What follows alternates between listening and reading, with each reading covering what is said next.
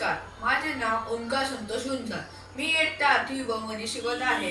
मी तुम्हाला आज अभिवाचन करून दाखवणार आहे. तर ह्या पुस्तकाचे नाव आहे पासवर्ड. तर पासवर्ड मध्ये आपण आता हा लेसन वाचणार आहे. या लेसनचे नाव आहे 100ची नोट लाख मोलाची. या लेसनचे लेखक आहे एकनाथ आव्हाड. तर मी तुम्हाला आता अभिवाचन करून दाखवत आहे, तर कृपया तुम्ही लक्ष देऊन ऐकावे. ऋषिकेश, दिसला का रे मुलांना तुम्हाला? मी जरा काळजीनेच विचारलं मुलांना. नाही सर, तो तर आज आलाच नाही, तर एका विद्यार्थ्याने तत्परपणे सांगितले. पेपर सुरू होऊन जवळजवळ अर्धा तास झाला होता आणि ऋषिकेशचा अजून पत्ता नव्हता.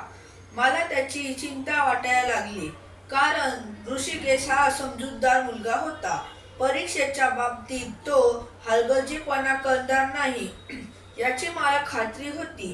7वी अ च्या वर्गातल्या सर्वात हुशार, गुणी आणि होतकूर विद्यार्थी होता.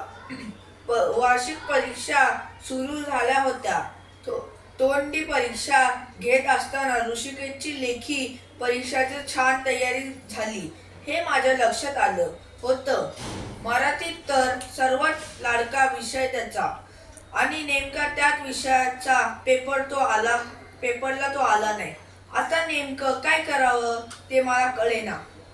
बरं, त्याच्या घरी मोबाईल नव्हता, नाही तर तो का आला नाही हे विचारता तरी आलं असतं.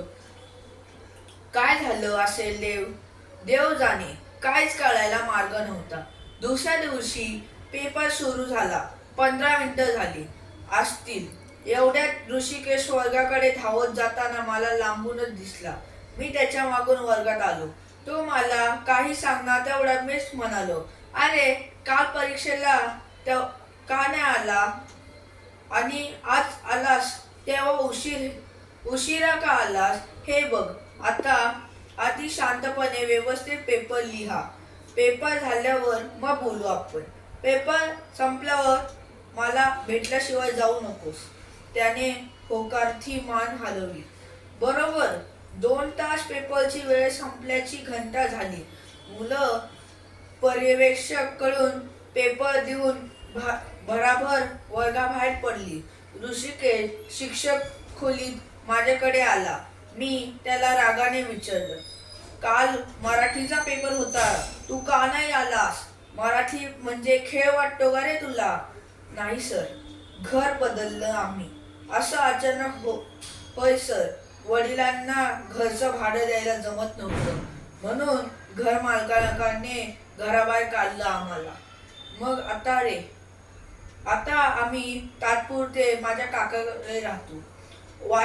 वाशी नाक्यात कालचा दिवस आई बाबांसोबत सामान्य वाहण्यात आणि ते लावण्यात गेला. सर, शाळेपासून लांब आहे. आता हे आमचं नवीन घर. बसने यावं लागतं. बरं, काल शाळेत यायला जायचं, घरात पैसे नव्हते. बससाठी आम्ही काकाकडे मागितले नाही, बाबा म्हणाले. त्यांनी आपल्याला आसरा दिला, हीच मोठी गोष्ट आहे. त्यांना आणखी कशाला त्रास द्यायचा? नाही, नको. मला क्षणभर काय बोलावं ते कळेना.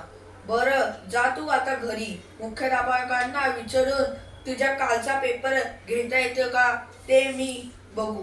या आपण उद्यापासून वेळेवर परीक्षेपासून ये. काही झालं तरी पेपर चुकू नकोस. बसने यायचा तुझ्याकडे तिकिटाचे पैसे आहेत का? होय सर, वडिलांनी सध्या हात उसने घेतलेले थोडे पैसे आहेत. वडिलांनी नोकरी गेली ना सर, ते आता नवीन नोकरी शोधतोय. यात आईचं आजारपणही वाढलंय. आई म्हणते सगळ्यांच बाजूने अडचणी आल्यात. आपली परीक्षा पाहिल्या तर सर, बाबा आधीच घर मालकाचे खूप हातपाय पडले. पोराची परीक्षा होईपर्यंत इथे राहू द्या म्हणून पण घर मालकाने जरा सुद्धा दया दाखवली नाही. मी पुन्हा गप्प झालो. काय बोलावं?